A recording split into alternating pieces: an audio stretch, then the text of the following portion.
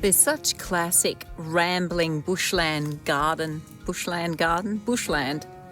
behind me. It's not garden, it's wild bushland.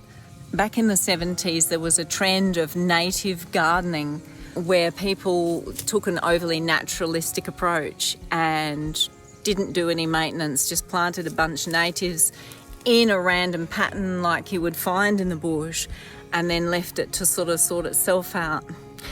The unfortunate side effect of that trend was that a lot of people began to see native Australian gardens as messy, and a lot of native shrubs tend to be short-lived, so a lot of them would die and then it would look even scrappier. And that trend has actually, even to this day, put a lot of people off native plants, native gardening. It's very rambling and random, which works at a landscape scale. But once you're talking about artificial allotments that you get in urban areas, where you get a limited area of garden space, it's actually better or more effective for wildlife if you fit more native plants and resources into that area by arranging them in a more structured pattern.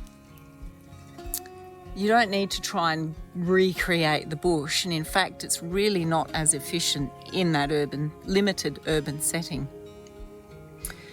And wildlife do not care whether or not your plants are in rows or in some kind of geometric arrangement.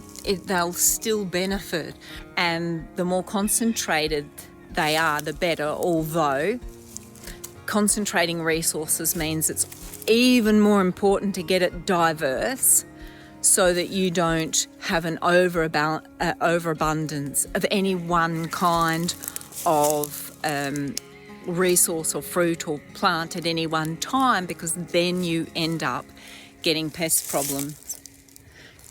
The one thing that is really important to borrow from nature is the wisdom of knowing that diversity really solves a lot of problems.